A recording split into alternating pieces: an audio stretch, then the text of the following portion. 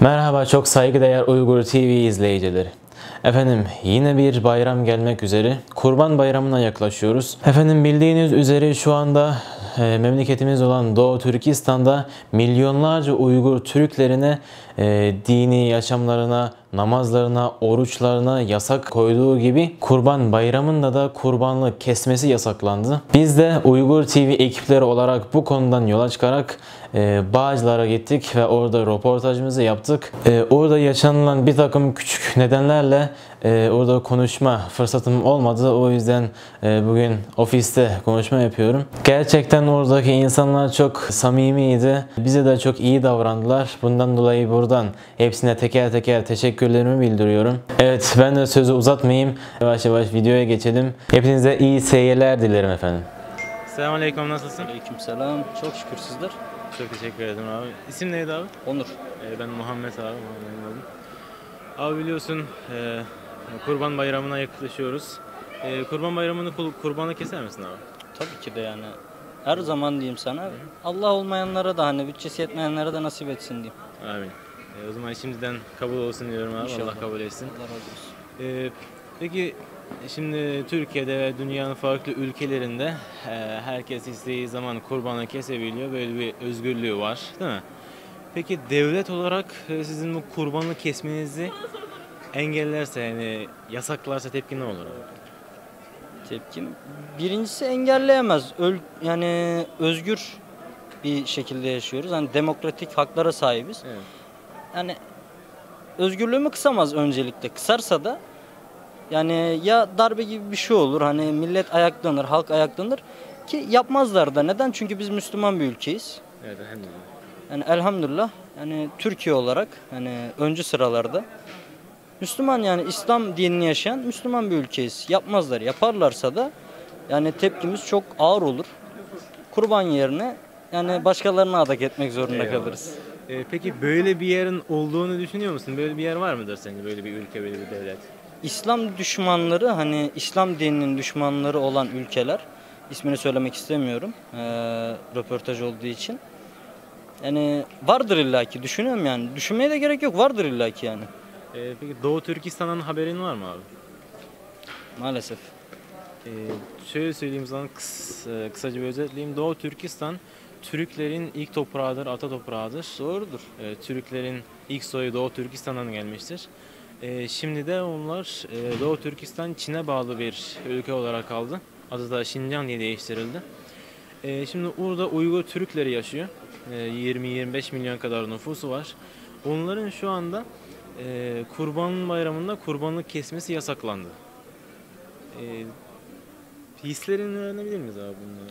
Yani ilgili? öncelikle açık olmak gerekirse birazcık kırıldım. Yani üzüldüm bu konu hakkında. Elimden gelecek bir şey varsa sonuna kadar yapmaya hazırım bu konu hakkında. Yani Allah ıslah etsin. Yani elimden bir bu gelir yani. Çıkıp devlet adamına silah doğrultamam. Sonuçta onların da kendi anayasası, kendi düşünceleri ve görüşleri var. Ya, çoğunlukla din düşmanlığı diyelim buna. Evet, din ve yani düşmanlığı. Allah ıslah etsin. Allah'a havale etmek düşer bize. Peki biz bu konuda bizler, orada yaşayan Uygur Türkleri ve bizim soylarımızdan olan Türkler, Türk devletleri, İslam devletleri, bunlardan beklentilerin var mı? Neler yapabiliriz bu konuda? Yani eğer bu konu hakkında bilgisi varsa, eğer hani ki vardır benim devlet erkanlarının büyükleri. Evet. Yani bu konu hakkında illaki bir savunma yahut da bir illaki bir öngörüsünü koyacaktır, yani illa bir tavrı olacaktır. Başta Cumhurbaşkanım olmak üzere. Evet. Yani reisimiz olmak üzere başta illaki yani bir şeyini koyacaktır, yani ağırlığını koyacaktır. Biz buradayız. Hani böyle bir şey yapamazsın gibisinden. Ha, onun da elinden pek bir şey geleceğini zannetmiyorum. Çünkü hani herkes kendi bölgesinden sorumludur. Öyle söyleyeyim sana. Şimdi buradaki adam çıkıp Cumhurbaşkanı gidip oraya sistem koyamaz. Ha, elinden geliyorsa gider TBMM'ye gider NATO'ya gider. Açar konuyu. Aynı şu anki Suriye olayındaki gibi. Suriye'deki savaşlar gibi, hani iç savaşlar gibi. Hani elinden geldiği kadar, yani ben inanıyorum Cumhurbaşkanı başta olmak üzere illaki yani şeyini yapar, yani tavrını koyar ortaya. Şu anda da tavrını koyuyor, çok yardımlar ediyor Allah. Razı olsun. Sağ olsun. Allah cümlemizden Cumhurbaşkanımız. razı olsun. Evet, çok teşekkür ederim abi. Sağ Rica ol. ederim. Teşekkür ederim. Selamünaleyküm. Nasılsın? Aleykümselam. İyiyim. Sen ne yapıyorsun kardeşim? İyi abi, çok şükür. İsim neydi abi? Cemil. Cemil abi.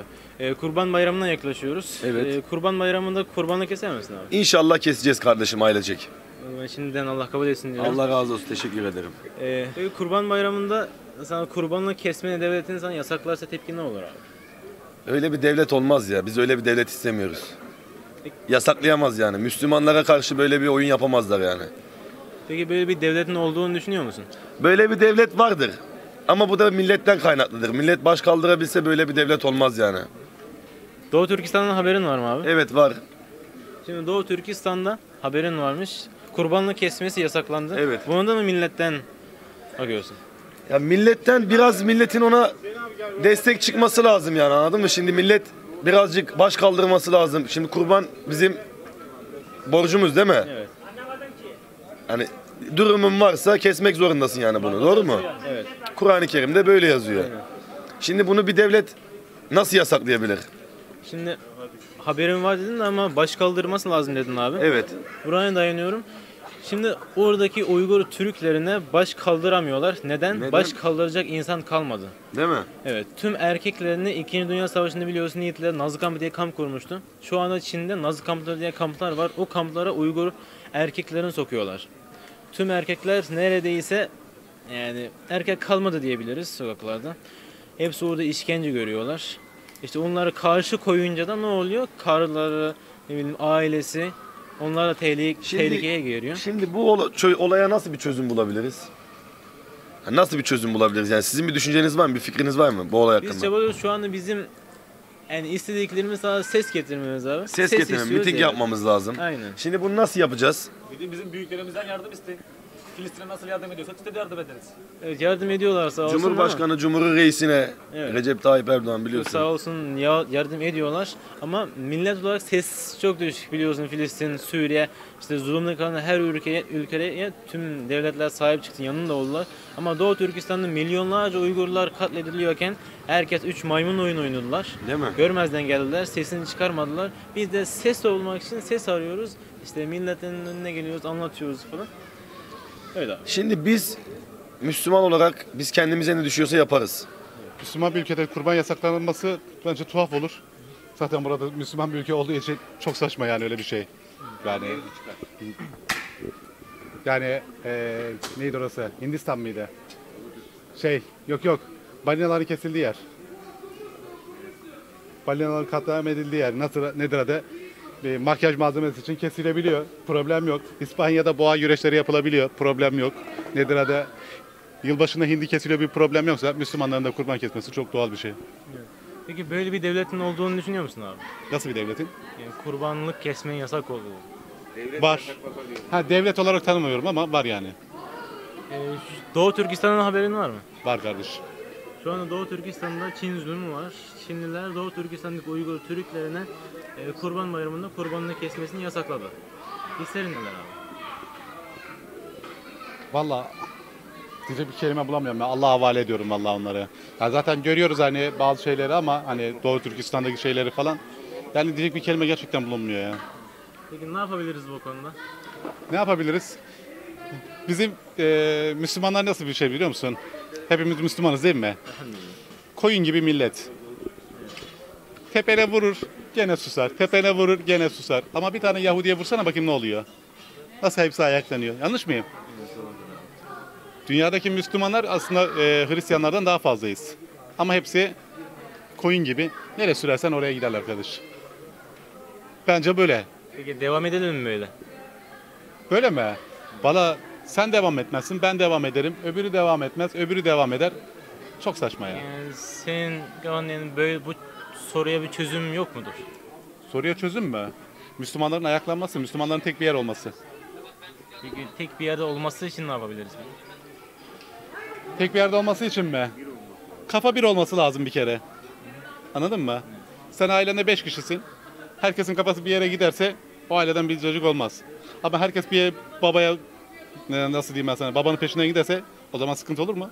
Olmaz. Aynı şey.